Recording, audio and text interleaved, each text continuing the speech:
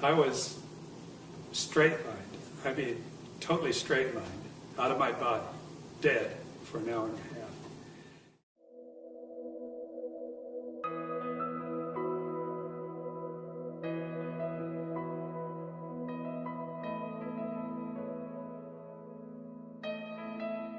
My name is Richard Cole, and I am 72 years old. I have never been what I would call religious. I've always believed that there was a God, and I believed that there was Jesus, but I've had doubts. I've been a doubter before, but I'm no longer that. And this happened to me in 2005, so that was 6 years ago. And so how it came about was that I was on my way to Monterey. I go up there every year for the historic car races. While I was stopped at the stoplight, I had a pain that started in my jaw, right in the mandibular area, went down my jawbone, down my carotid artery, and into my chest. I said, "Oh, this is strange." My friend and his wife said, "What's wrong with you?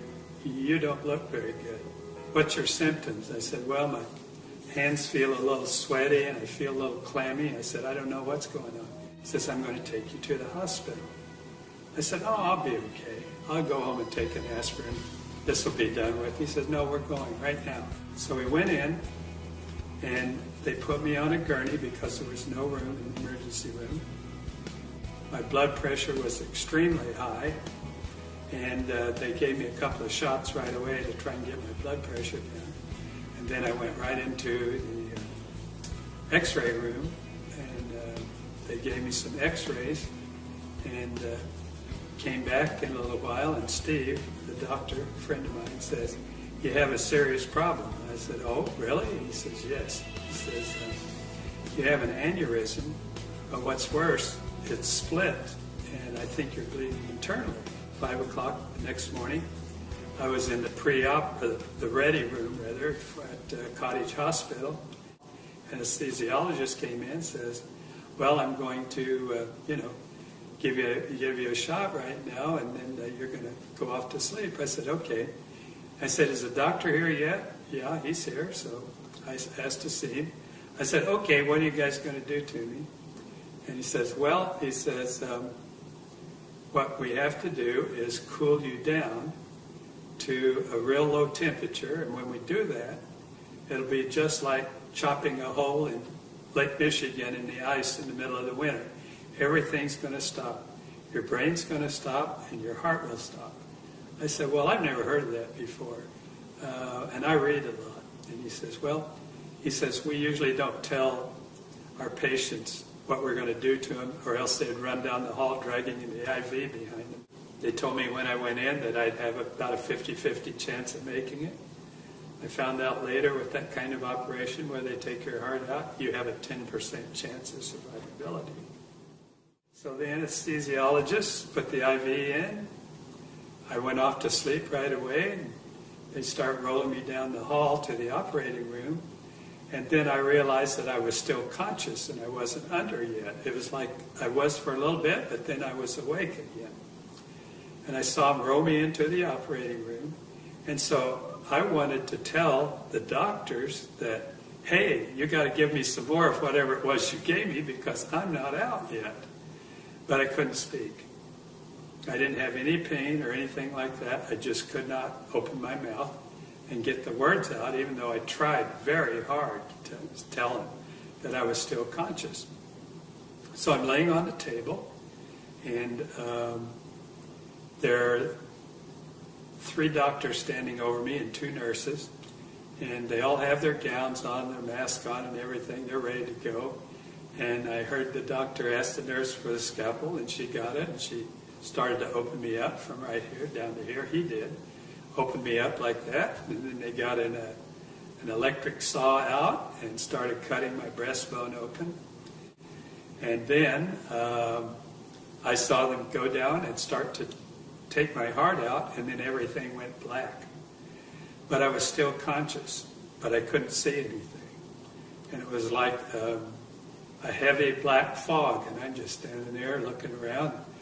I couldn't figure out what to do next or what was going to happen next. Right then, two beams of light came over my right shoulder, so I started to turn around and look over my shoulder to see where it was coming from. And then I heard a voice, and the voice was very authoritative, not loud, but he says, "Don't turn around." And I'm thinking, well, why not? And he says, "Don't turn around, because if you see my face, you'll have to stay here." And he says, "Now, that'll be okay if you stay here, but I have a job for you, and if you disobey me, I won't be happy." And he says, "You don't want to see me unhappy." So I said, "Yeah, well, okay, I better pay attention and do what he says." And then I said, "I know who you are." He said, "Oh, you do?" And I said, "Yeah." And all during this conversation, I had a feeling of where he was, that he was walking back and forth behind me, that he was sitting in a white throne, just a plain chair, didn't have jewels or anything on it, but just a plain white chair, and I could just feel that, and I don't know why.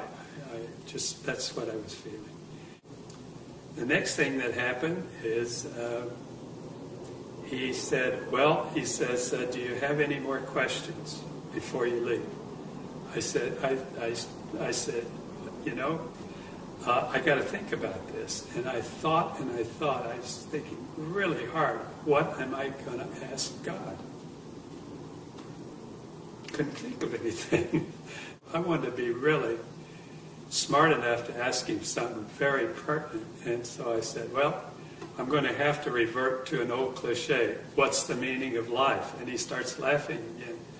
I said, what's so funny now? And he says, well, I don't know why, but a lot of people ask me that question, and it's really real simple. But I tell you what, when you come back, we'll sit down. You can ask me all the questions that you ever will have. I'll answer for you. So I said, okay. He says, okay, it's time for you to go back. And I turned around. I'm sorry, but he put his arms around me. He put his arms around me. And it was a feeling that I can't explain. It was unconditional love, but it was words. I can't tell you the words. And I'm sorry, but I always act like this because I can feel it again. So,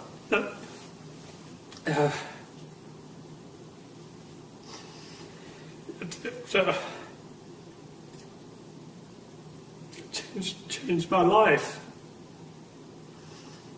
And the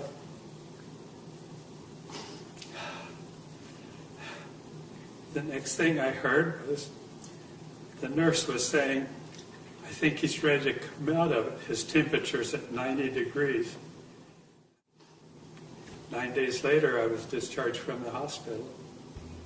First thing I wanted to do was go out and tell everybody I knew what happened to me. But I'll have to tell you that my life has changed completely. I'm no longer afraid of death. All the problems that I thought were problems are all gone. I don't have any problems. I don't have anything that gets me down. A week later, a guy came in that I knew, and he said, I heard about your experience. I said, yeah, it happened. He said, I heard that you were, you had a near-death experience and that you were out for about an hour. And I said, yeah, that's true. And he said, well, the same thing happened to me.